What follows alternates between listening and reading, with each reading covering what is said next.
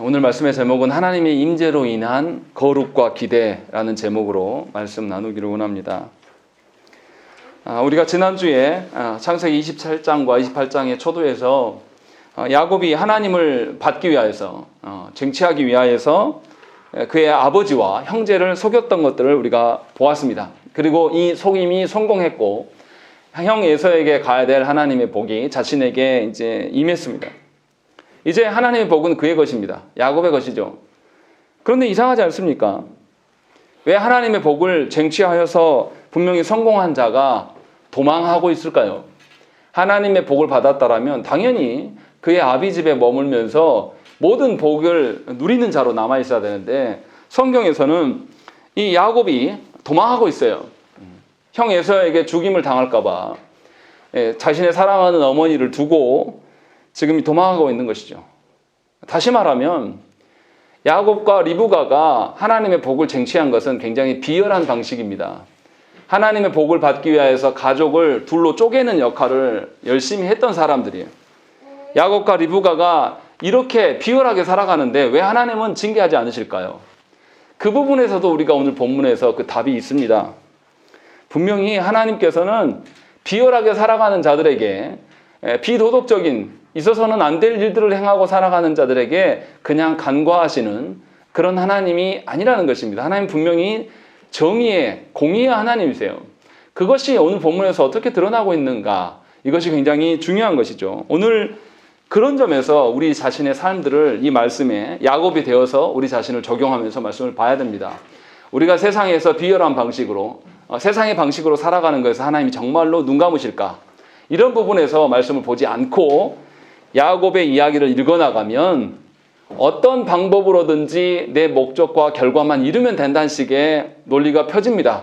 그래서 실제로 야곱의 본문을 가지고 교회가 세상에서 말하는 질서도 없이 어떠한 방식으로 해도 된다는 식으로 설교하는 경우가 허다합니다. 그리고 신자들도 또한 이 야곱의 비열한 방식들, 어떻게 해서든지 하나님의 복만 취하면 된다는 식으로 살아가는 이들이 참으로 많다는 것입니다. 그런 점에서 본문은 그 이야기를 하고 있지 않아요. 특별히 오늘 말씀에 보면 그것이 확실히 드러납니다. 먼저 우리가 이제 이 말씀을 읽어보면서 생각해 봐야 될 게 있습니다. 10절에 뭐라고 되어 있냐면 야곱이 브엘세바에서 떠나 하란으로 향하여 가더니 라고 되어 있습니다. 야곱이 가나안 땅에서 하란까지 가는 길은 굉장히 먼 길입니다. 이게 아마 하루 이틀 걸려서 갈 길이 아니에요. 한 달 정도 이상 걸릴 수도 있고 아무튼 굉장히 먼 거리입니다. 그런데 이상하게도 그 먼 거리 중에서 이 창세기 저자는 아주 짧게 가야 된다라고 써놓고 무슨 이야기만 기록하냐면 우리가 읽지 않았지만 29장에 보면 이미 도착한 이야기를 하고 있어요. 그러니까 28장에서는 무슨 이야기 하고 있냐면은 그 먼 거리 중에서 딱 1박 2일 사건만 기록하고 있습니다. 야곱이 베델에서 하나님의 만난 사건만 기록하고 있어요. 그 긴 시간 동안에 딱 이것만 이야기하고 있는 것이죠. 그만큼 28장에서의 말씀은 굉장히 중요해요. 왜 중요하냐면 야곱이 비열한 방식으로 하나님의 그 복을 훔쳤어요. 그리고 도망가고 있는 와중에서 하나님께서 그를 만나주셔요. 딱 하룻밤 저녁에. 만나주심으로 말미암아 그의 삶의 태도가 바뀌기 때문에 어떤 점을 하나님께서 어떻게 지적하셨는가에서 굉장히 중요한 사건인 것입니다. 인생에 있어서도 우리가 70년, 80년 사는 그 긴 모든 인생이 중요한 것보다도 하나님을 만나는 포인트, 하나님을 만나서 그가 삶의 태도가 어떻게 전환되었는가가 굉장히 중요한 것이죠. 그것을 오늘 말씀에서 볼 수가 있다는 것입니다. 11절 말씀 보시면 뭐라고 되어 있냐면 베델, 장소에 대한 개념을 오늘 말씀에서 강조를 많이 하기 때문에 장소의 개념으로 말씀을 보면 이렇게 되어 있습니다. 한 곳에 이르러는 해가 진지라 거기서 유숙하려고 그곳에 한도를 가져다가 라고 되어 있습니다. 문학적으로 창세기 저자가 뭔가 장치를 걸어놨어요. 여기서 한 곳이라는 것은 뭐냐면 정해지지 않는 어떤 랜덤한 장소를 말하고 있는 거예요. 우리가 영어에서 어떻습니까? 사과라고 했을 때 애플 그렇게 하는 게 아니라 on 애플 이야기하거든요. 특정한 어떤 사과를 말하는 게 아니라 그냥 사과 중에 아무거나 사과를 지칭할 때 이렇게 말하죠.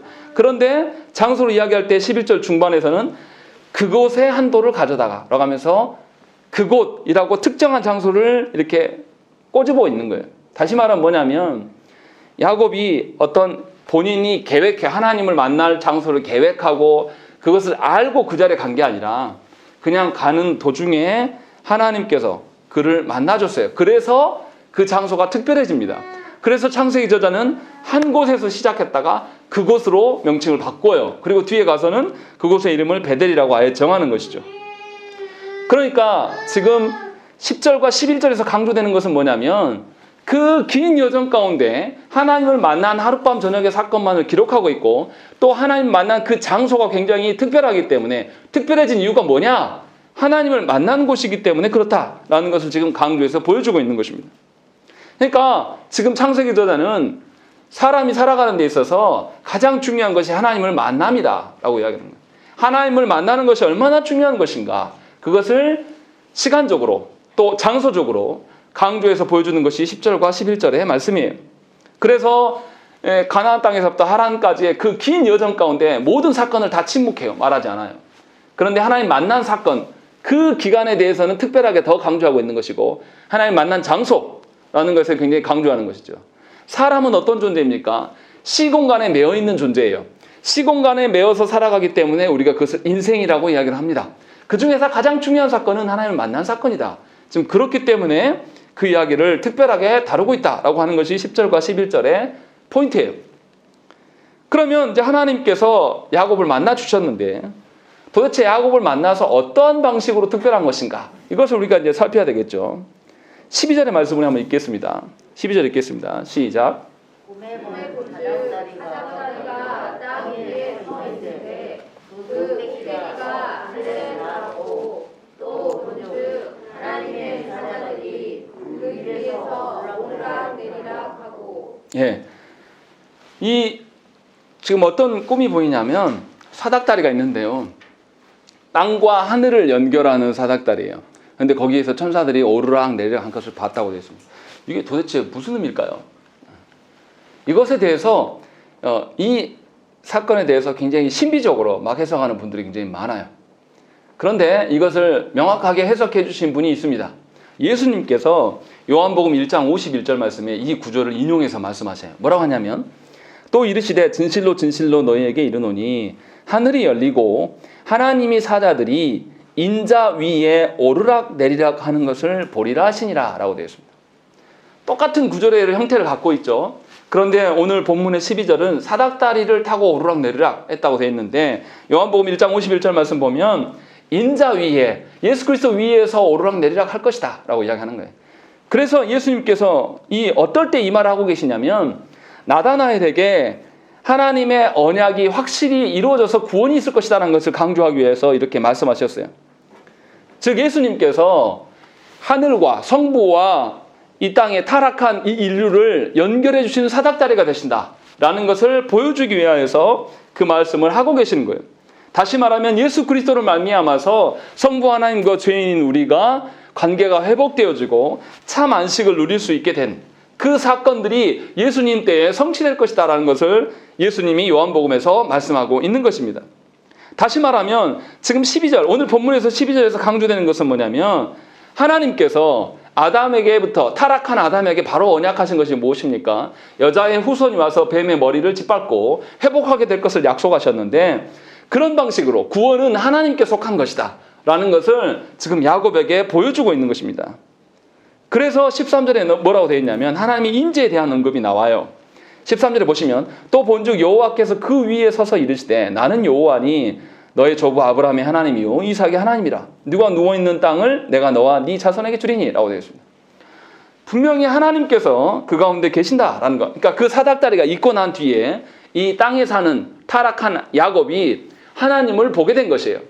그러니까 예수 그리스도, 여기서 예수 그리스도라고 지칭하지 않지만 하나님께서 우리를 친히 찾아와 주셔서 만나시는 방편, 우리가 뚫은 게 아니라 하나님께서 우리를 불쌍히 여기서 그의 아드님을 우리에게 내어주신 것처럼 하나님이 만나 주실 때만 우리가 하나님 만날 수 있다라는 것을 지금 보여주는 것이지 12절에 사닥다리가 뭐냐, 거기에 있는 천사가 뭐냐 이런 걸 해석하면은 그것은 다 이단이에요. 그런 설교를 듣지 마십시오. 그것을 말하려고 하는 게 아닙니다. 하나님께서 친히 그에게 나타나 주셨기 때문에 하나님이 만나 주심이에요. 사람이 만나려고 해서 무엇인가를 이룬 것이 아니라는 것을 보여주고 있는 겁니다. 그런데 우리 성경에는 잘 표현이 안 돼 있는데요. 보기가 어려운데 히브리어 원어 성경에 보면은 약간 강조점이 달라요. 뭐라고 돼 있냐면 하나님께서 이르시되, 여기서 이 이르시되 말씀하신다라는 단어가 아마르라는 단어예요. 그런데 하나님이 부르시다, 누구를 부르시다라고 할 때도 카라라는 단어를 쓰는데요. 약간 의미가 다릅니다. 창세기 22장에서 아브라함이 하나님에게 이삭을 바치려고 칼을 들 때 하나님이 부르셔요. 아브라함을 부르십니다. 아브라함을 부르실 때는 멀리 계셔서 그를 부르실 때에 이 카라, 부르시다라는 단어를 씁니다. 그런데 오늘 말씀에 보면 이르시되라고 되어 있어요. 이 말은 뭐냐면 아마르, 가까이 와서 바로 옆에 서서 말씀하신다라는 그런 의미예요. 이 말씀이 무엇입니까? 하나님께서 야곱에게 멀리 계신 것이 아니라 아주 가까이 내려오셔서 분명히 옆에서 지금 말씀하고 계신다, 이것이 숨겨져 있습니다. 우리 한글 성경의 번역의 한계가 이거예요. 의미가 전혀 와닿지 않아요, 우리 성경을 보면. 그러나 분명하게 야곱에게 아주 가까이 오셔서 하나님이 말씀하고 계심을 이야기를 하고 있습니다. 그렇다면 하나님께서 그냥 멀리서도 음성으로만 말씀하셔도 되는데 왜 이렇게 가까이 오셨을까요? 분명히 이유가 있습니다. 아브라함에게는 멀리서 부르셨어요, 그냥. 그런데 야곱에게는 찾아오심으로 말미암아서 자신을 소개하고 있어요. 분명히 찾아오신 목적이 무엇인가를 이야기를 하고 있다는 것입니다.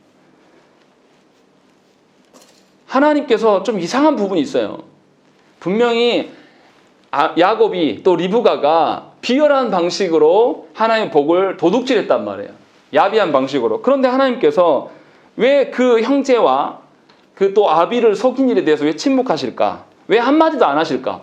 분명하게 우리 같으면 그렇게 범죄하고 지금 도망하고 있는데, 도망한 그 아이 자에게 나타나서 보자마자 야 이놈아 하면서 혼낼 텐데 하나님이 그 말씀 하지 않으시고 뭐라 그러냐면 13절에 보시면 나는 여호와니 너의 조부 아브라함의 하나님이요 이삭의 하나님이다 라고 자신을 소개하신다는 것입니다. 이상하지 않습니까? 분명히 잘못된 것을 호되게 혼내는 것이 정상인데 그 이야기를 하지 않고 당신이 누구인가를 알리십니다. 지금까지 창세기 앞에서 우리가 해왔던 것들을 생각을 해보세요. 하나님께서 아담과 하와가 범죄했을 때 어떻게 했습니까? 즉시 찾아오셔서 그들의 죄를 물으셨어요. 또 가인이 범죄했을 때도 어땠습니까? 하나님이 즉시 가인에게 찾아오셔서 가인에게 네 동생이 어딨냐라고 물으시고 그 죄를 밝히셨단 말이에요.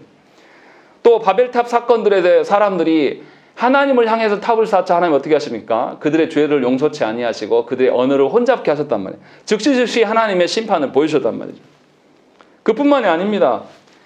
아브라함의 아내 사라를 데려갔던 바로와 아비멜렉에게 어떻게 합니까? 그들에게 하나님께서 나타나셔서 그들을 겁주시고 가정의 모든 태를 막아버리십니다. 이렇게 큰 처벌을 분명히 보여주셨던 그 하나님이에요. 그런데 하나님께서 야곱의 비열함을 보시고도 그냥 침묵하고 계세요. 한마디도 하지 않으십니다. 본문을 다 읽어봐도 야곱을 혼낸다거나 뭐 이런 이야기가 없어요. 왜 그러실까? 그리고 하나님께서 그것도 안 하시는데 이상하게도 자신을 소개하고 계신다는 거예요. 그런데 뭐라고 소개하는가를 잘 봐야 돼요. 너의 조부 아브라함의 하나님이다 이렇게 밝히고 있는 것입니다. 그런데 이삭에 대해서는 아비라고 말하지 않습니다. 그냥 이삭의 하나님이다 라고 밝히고 있는 것이죠. 지금 야곱은 그의 아버지와 그의 형제를 속이고 그 속인 일 때문에 고향을 떠나고 있는 중이에요. 그런데 하나님께서 아무런 수식 없이 그의 할아버지한테는 너의 조부 아브라함의 하나님 이렇게 하게 하지만 이삭에게는 아비란 말을 빼버려요. 그냥 이삭의 하나님이다 라고만 말씀하셨어요. 그러면 이 야곱의 입장에서는 어떻겠습니까? 하나님이 계시다는 걸 알고 있는데 그 하나님이 자신이 비열한 방식으로 속이고 도망하고 있을 때 그 앞에 나타나셨어요. 나타나심만으로도 벌벌 떨고 두려울 거예요. 그런데 뭐라고 그러시냐면 이삭의 하나님이다 라고 말했을 때 얼마나 이 야곱의 마음이 가슴이 철렁 내려앉았겠습니까? 너의 하나님이다 라고 말씀하신 것이 아니라 네가 속이고 온 아비 이삭의 하나님이다 라고 말하시는 것, 그거 밝히시는 것만으로도 이삭은 두려웠을 거예요. 굉장히 가슴이 철렁 내려앉았을 것입니다. 하나님의 임재를 경험하면서 분명히 야곱은 하나님의 소개를 이렇게 들었을 거예요. 네가 속이고 네가 이득을 취한 이삭의 하나님이 바로 나다. 그리고 그 하나님이 이삭의 하나님인 내가 지금 네 앞에 있다 라고 이렇게 말씀하셨기 때문에 야곱은 본인이 엄청난 실수했음을 깨달았을 것이고 그 앞에서 압도당했을 것입니다. 그래서 스스로 생각을 했을 거예요. 내가 아비 이삭은 사람은 속일 수 있었지만 하나님은 속일 수가 없겠구나. 이제 나 죽었구나. 하나님이 여기까지 말씀했을 때 굉장히 두렵고 떨렸을 것입니다. 하나님은 이처럼 하나님의 존재만으로도 사람들을 압도당하게 하실 수 있는 분입니다. 그래서 성경에서 뭐라고 합니까?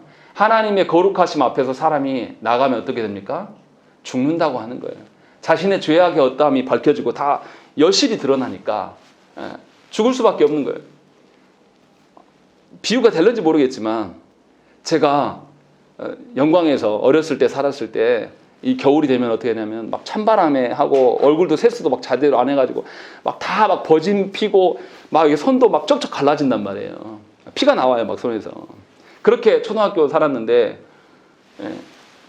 서울에서 한 얘가 전화가 왔어요. 여자도 아니고 남자애가 왔습니다. 왔는데 피부가 뽀얗고 손도 굉장히 깨끗해요. 그때 제가 첫 인상이 뭐였냐면 부끄러웠습니다. 남자였는데도 그 옆에 서기가 두려웠습니다. 왜냐하면 걔는 너무 희고 하얘요. 깨끗해요.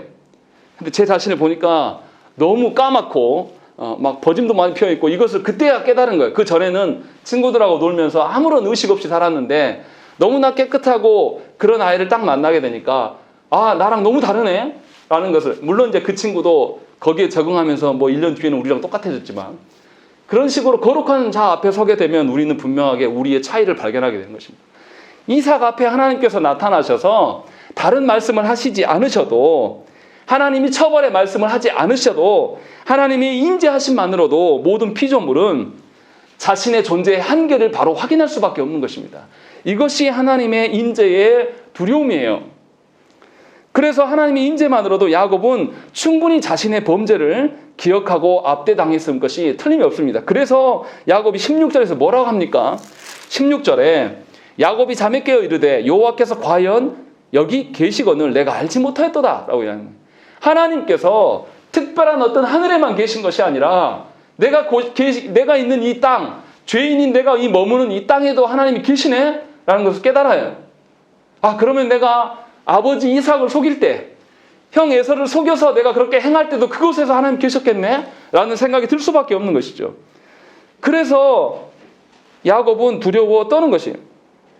그래서 17절에 뭐라고 합니까? 이에 두려워하여 이르되 두렵도다 이곳이여 라고 하는 거예요. 하나님이 임재하는 곳이 너무나 두렵다. 하나님이 임재하시는 것을 보게 되니까 나의 한계와 나의 초라함과 나의 더러움이 여실히 드러날 수밖에 없다 라고 하면서 깨달으면서 과연 하나님께서 여호와께서 이곳에 계신지 내가 몰랐다 라고 이야기를 하고 있는 겁니다. 하나님의 현존하심만으로, 하나님의 임재하심만으로도 야곱은 자신의 정체성이 무엇인가를 발견한 것입니다. 삼손이 어떻습니까? 삼손이 굉장히 능력이 많은 자였어요. 그런데 삼손의 큰 실수가 뭐였습니까? 드릴라가 계속 네 힘이 어디서 나오냐라고 꼬셨을 때 내 힘이 머리카락에서 나옵니다라고 말했던 것이 실수한 겁니까? 아니에요. 삼손이 실제로 자기 힘이 머리카락에서 나왔다고 믿은 그것이 실수한 겁니다. 삼손의 힘은 어디서 나옵니까? 하나님으로부터 온 거예요. 지 머리카락에서 나온 게 아니란 말이에요. 그런데 머리카락에서 나온 거라고 생각했기 때문에 자고 일어나서 여인이 말했을 때 머리카락을 밀면 내가 힘이 빠질 것이다. 그렇게 믿은 거예요. 그랬을 때 머리카락을 밀었을 때 그가 힘을 잃어버린 것입니다. 하나님을 의존하지 않고 하나님이 내가 머무는 곳에 늘 함께 하신다라는 생각이 없게 되면 그 사람의 어떠함도, 그 사람의 하나님 주신 능력도 발휘할 수 없게 되는 거예요. 왜냐하면 우리는 타락하여서 죄에 대해서 자유로울 수 없는 존재이기 때문에 하나님의 임재하심을 안다라면 우리가 하나님을 인식하고 하나님의 선하심을 발견하면서 살아갈 수밖에 없는 자예요. 이렇게 하나님의 현존하심, 임재하심만으로도 우리는 하나님 앞에서 거룩성을 띌 수가 있는 존재예요. 그것을 하나님께서 지금 야곱에게 나타나서 보여주고 계시는 것입니다. 다른 말씀이 필요가 없는 거예요. 나는 너의 조부 아브라함의 하나님이다. 너의 아비 이삭의 하나님이다. 이 말씀 한마디로, 그것만으로도 타락한 존재들은 하나님 앞에 서게 되는 것, 그것이 충분한 형벌임을 깨달아야 된다는 것입니다. 그래서 우리가 예배를 시작할 때에 십계명의 말씀을 읽고 회개하는 거예요. 우리는 원래 하나님 앞에 설 수가 없는 자들입니다. 예수 그리스도께서 우리를 향하여서 희생당하심으로 말미암아 우리가 하나님의 이름을 부를 수 있게 된 것이고, 그로 말미암아 불러도 죽지 않는 그런 존재가 된 거예요. 그런데 놀라운 것은 하나님께서 당신의 임재의 현장을 우리에게 매주 예배 가운데 보여주시고 그곳에 부르시는데 우리의 태도는 야곱과 같지 않단 말이에요. 예배로 나올 때도 늘 자신이 한다고 생각을 하는 거예요. 하나님 앞에서 한다고 생각하는 게 아니라 자신이 한다고 생각하기 때문에 매주 똑같은 거예요. 아무런 새로움이 없는 겁니다. 하나님의 앞에서 내가 서게 될 날들, 내 눈으로 보게 될 날이 우리가 곧 올 텐데 우리 얼마 안 남았어요. 제가 앞으로 살면 얼마나 살겠습니까? 앞으로 50년도 안 남은 그 남은 기간인데도 우리는 매주 예배하면서 주일에, 부활에, 하나님 앞에서의 그것이 우리를 못 느낀단 말이에요. 그러니까 일상을 살아갈 때에 주일날 한 번 예배드리면서 내가 할 거 다 했다라고 생각하는 거예요. 그러나 일상을 살아가면서 내가 계신 곳에 하나님이 다 계신다라는 것을 깨달으면 야곱처럼 우리는 고백할 수밖에 없어요. 내가 내 욕심 부리려고 내 가정 마음대로 해버렸는데 그곳에서 하나님이 계셨었네. 내가 자녀들에게 내 마음 편안을 위하여서 내 정서도 절제하지 못하고 자녀들에게 내 화를 막 드러내고 했는데 그곳에서 하나님이 계셨었네.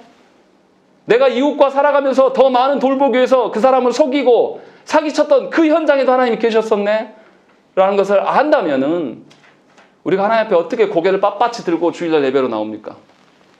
우리가 어떻게 교만한 마음으로 내가 그래도 예수 몇십 년 동안 교회 안에서 열심히 살았어, 자기 이름을 어떻게 드러냅니까?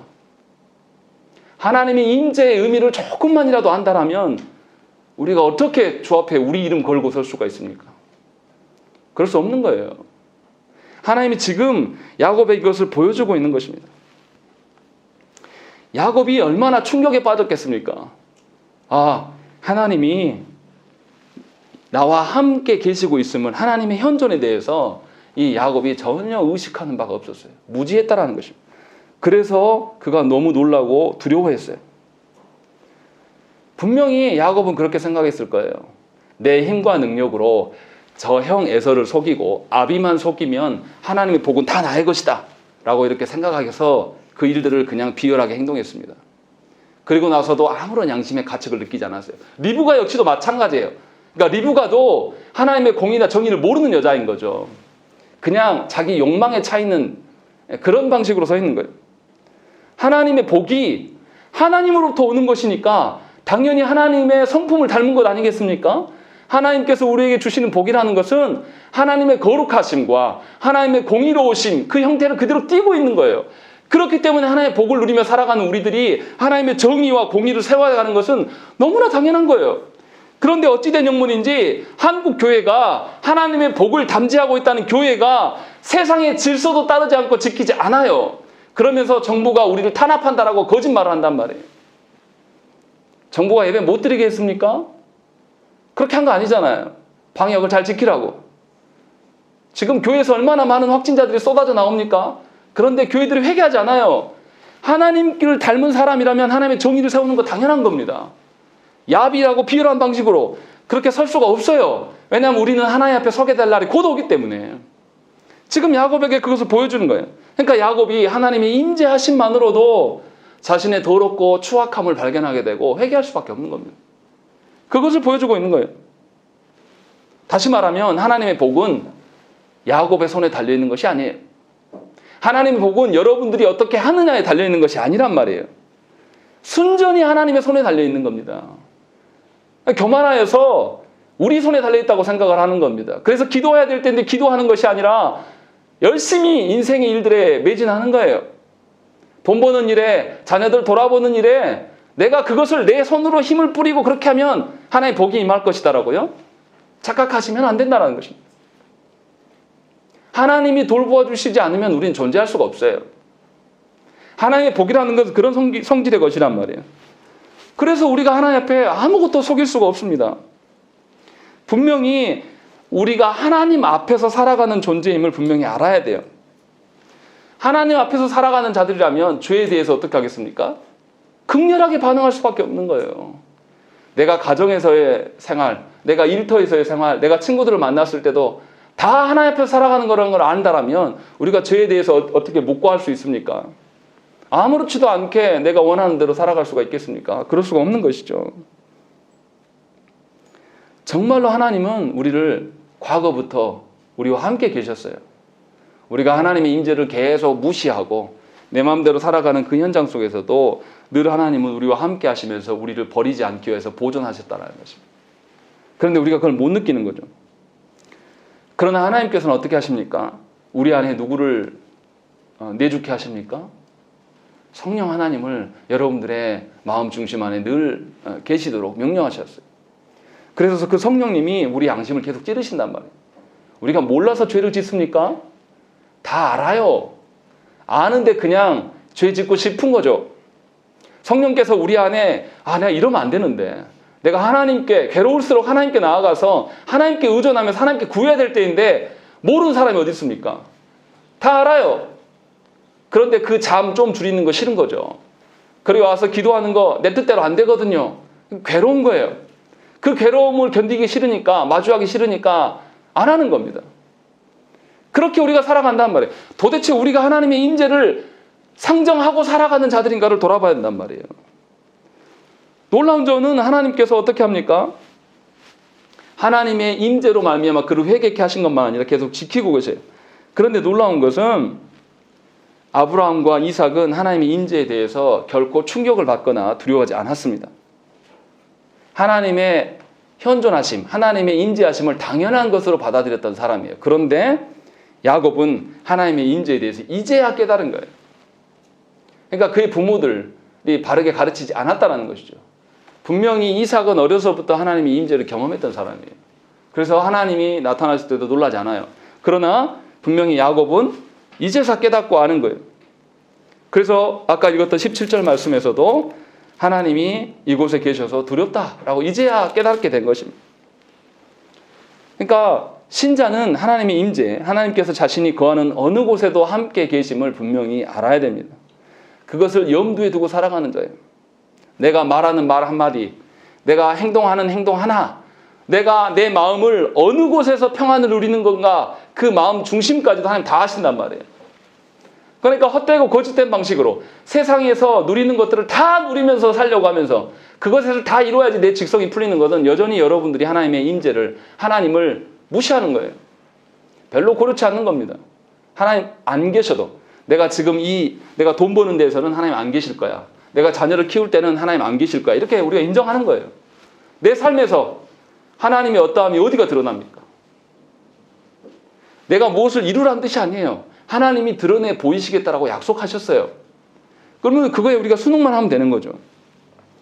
이처럼 하나님의 임재를 기억하고 살아가는 자들은 어떻습니까? 세상에서 홀로 살아가지 않아요. 하나님과 함께 살아감을 합니다. 계산되어지고 뭔가는 보이지 않아요. 손에 잡히지 않아요. 그러나 하나님의 임재를 아는 자는 하나님께 마음을 걸쳐두고 살아갈 수가 있어서 외롭거나 괴롭지 않습니다. 그러나 하나님의 임재를 염두하지 않는 자의 인생은 어떻습니까? 예수 믿어도 늘 괴로워요.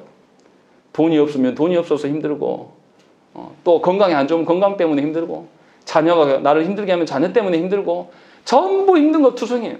그래서 예수를 믿어도 얼굴이 밝지 않아요. 늘 두려움의 연속일 뿐이에요. 왜냐하면 인생에 살아가는 모든 면면이 자기 손에 달려있다고 믿기 때문에 그렇다는 것입니다. 이것이 지금 야곱에게 하나님께서 임재하여 보여주신 놀라운 사건이라는 것입니다. 그런 점에서 매우 충격적이에요. 그런데 놀라운 것은 뭡니까? 하나님이 자신의 임재만 보여주시고 그를 꾸짖지 않으세요.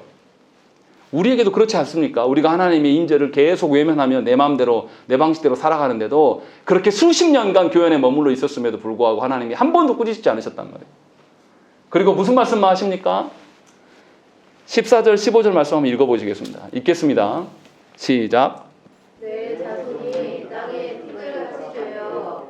내가 서쪽과 동쪽과 북쪽과 남쪽으로 뻗어나갈지며 땅의 모든 족속이 너와 내 자손으로 말미암아 복을 받으리라. 내가 너와 함께 있어 내가 어디로 가든지 너를 지키며 너를 이끌어 이 땅으로 돌아오게 하시라. 내가 내게 허락한 것을 다 이루기까지 너를 떠나지 아니하리라 하시니라. 예, 하나님께서 야곱 앞에 나타나 보여주심으로 말미암아서 야곱의 존재가 어떠한가를 확인시키셨고 또 야곱을 회개할 수 있는 기회를 부여하셨습니다. 그리고 이제 하나님의 참된 복이 사람의 손에 있는 것이 아니라 하나님의 있음을 언약을 통해서 분명히 14절과 15절에 밝히세요. 이 언약의 내용은 그의 할아버지, 야곱의 할아버지인 아브라함의 언약과 동일합니다. 그 똑같은 언약을 다시 재확인시켜 주는 것이 14절과 15절의 말씀이에요.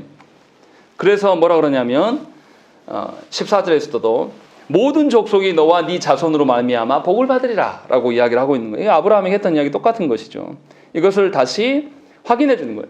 얼마나 은혜입니까? 야곱이 하나님의 그 복을, 하나님의 복을 자신의 손해로 생각했기 때문에 아주 비열하고 속이는 방식으로 그가 그것을 도둑질해 왔단 말이에요.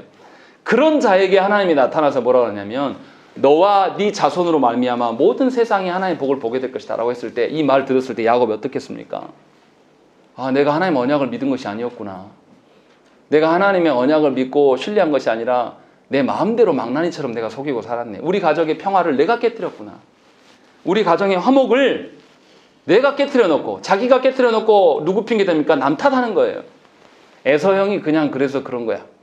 우리도 그렇지 않습니까? 화목을 깨는 주범이 우리예요. 그런데 놀라운 것은 예수 믿지 않는 가정 안에 다른 사람들한테 지칭한단 말이에요. 하나님의 사랑을 전혀 알지 못하고 하나님의 샬롬을 모르는 사람들에게 저 사람들이 예수 안 믿으니까 우리를 힘들게 하는 거다라고 우리 핑계대지 않습니까? 그러나 하나님 그렇게 말씀하시지 않으세요. 분명히 언약을 주시면서 보여주는 것이죠.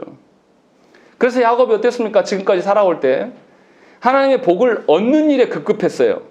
그래서 수단과 방법을 가리지 않고 아비와 형제까지도 속이면서 가족을 둘로 쪼개는 그 비열함을 보여줬다라는 것입니다. 야곱이 무엇을 착각한 겁니까? 하나님의 복을 자신의 손으로 얻을 수 있다라고 생각했기 때문에 그랬다는 거예요.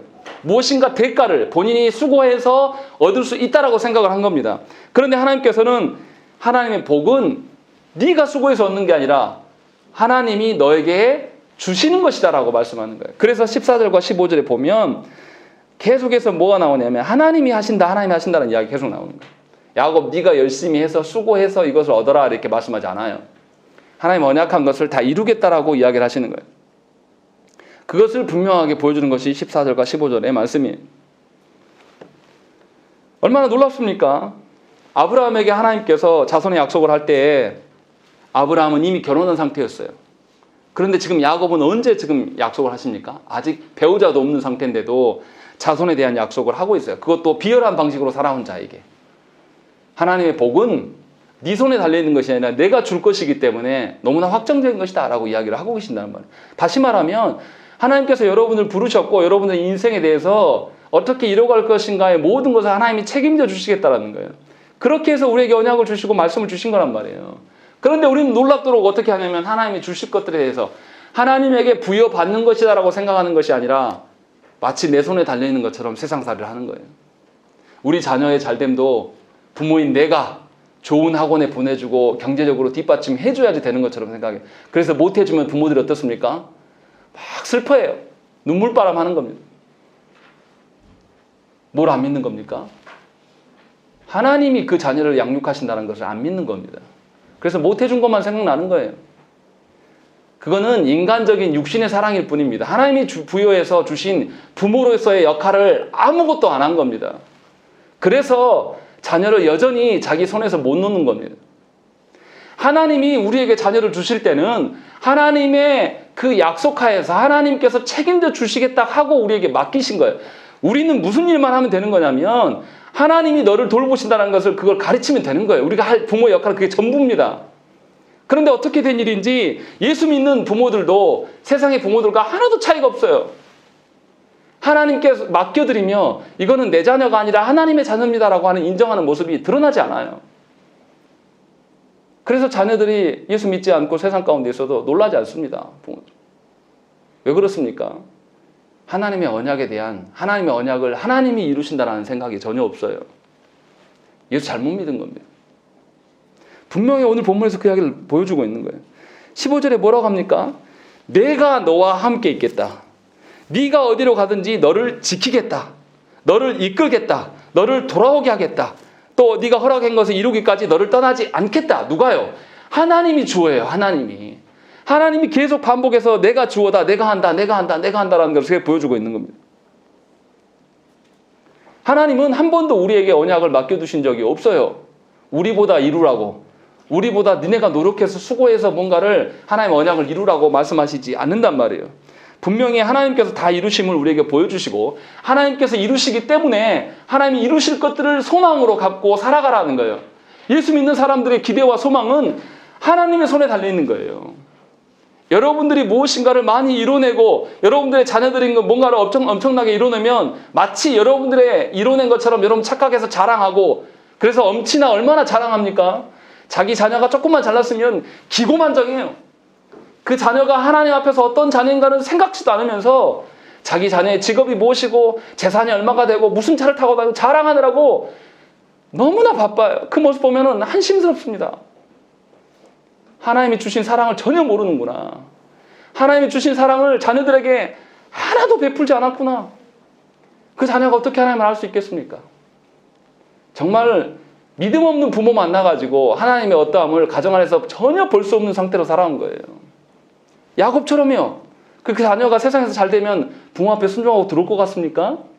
세상에 취해서 세상의 쾌락에 따라서 가정도 내팽개치고 간단 말이에요. 그것에 대해서도 놀라지 않습니다. 부모들이. 굉장히 심각한 이야기예요. 그런데 하나님은 지금 야곱에게 비열한 방식으로 살아온 방식, 하나님이 복이 되는 일이라면 아비도 속여도 되고 형도 속여도 되고 그렇게 살았던 아주 야가 빠진 아주 비윤리적인 이런 사람에게 하나님 나타나셔서 뭐라 그러냐면 네 손에 맡긴 거 없다. 내가 이룰 거다. 라는 것을 15절에서 반복적으로 계속 말씀하시는 거예요. 얼마나 놀랍습니까? 하나님의 약속이라는 것은 바로 이런 거예요. 하나님이 약속만 주신 것이 아니라 약속에 대해서 전혀 이해함이 없고 하나님의 임재를 하나님이 계시는 것을 상정하지 않고 살아가는 야곱에게 하나님이 친히 나타내 보여주셔서 야곱을 회개케 하셨어요. 그리고 난 다음에 하나님의 언약, 하나님의 복이라는 것이 무엇인가를 다시금 재교육시키는 거예요. 얼마나 하나님께서 사랑하십니까? 우리처럼 자녀가 잘못하면 매질하는 것도 아니고 하나님의 존재만으로도 우리가 회개할 수 있음을 보여주시고 하나님의 언약은 하나님의 손에 달려있다는 것을 분명하게 보여주는 거예요. 강제적으로 하는 게 아니라 야곱의 오류를 수정해 주시고 복이 쟁취되는 것이 아니라 복이 주어지는 것이다 라는 것을 분명하게 그에게 보여주고 있는 거예요. 그러니까 우리가 깨달아야 돼요. 야곱이 비열한 방식으로 속이고 한참 그 일에 매여 있을 때에 하나님은 나타나셔서 말씀하시는 거예요. 아직 자녀가 없을 때도 자녀에 대한 언급을, 아내가 없을 때도 후손에 대한 언급을 하고 계신다는 것입니다. 그 땅을 아직 떠나기도 전에, 아직 베델은 가나안 땅입니다. 이제 막 출발했을 때 하나님이 나타나셔가지고 다시 그 땅으로 돌아오게 하실 것들에 대한 약속을 하고 계신다는 거예요. 무슨 말씀입니까? 여러분들이 세상 가운데 젖어들어서 거기서 못 나올 지경까지 하나님 내버려 두시지 않는 하나님이에요. 여러분 자녀도 마찬가지예요. 여러분의 자녀들을 하나님이 주신 자녀이기 때문에 세상 가운데 빠져서 허우적대기까지 내버려 두시는 하나님이 아니라 빠지기 전에 막으시는 하나님이라는 거죠. 왜 그거 못 믿으시냐고요. 그것을 믿고 그 자녀에게 무엇을 붙잡으라고 이야기해야 되겠습니까? 어미인 나를 붙잡아라. 아비인 나를 붙잡아라. 이렇게 말해야 되겠습니까? 누구야? 너 어디 가면 힘들면 아빠한테 전화해라. 이렇게 말해야 되겠습니까? 아니면 힘들 때 누구를 찾아라. 하나님이 너와 함께 계실 것이니까 두려워하지 말라. 이게 당연히 부모의 역할인 것이죠. 지금 하나님께서 그걸 보여주고 있는 거예요. 그러니까 야곱은 이제 앞으로 먼 길을 떠나가면서 스스로 염려할 필요가 없어요. 아내를 어떻게 구할 것인가, 또 하나님께서 자녀 주신다고 했는데 어떻게 될 것인가를 걱정하는 것이 아니라 기대함으로 살아갈 수가 있어요. 그래서 야곱이 무슨 이야기 합니까? 20절, 21절, 22절에 그 이야기를 하는 거예요. 20절부터 22절까지 읽겠습니다. 시작.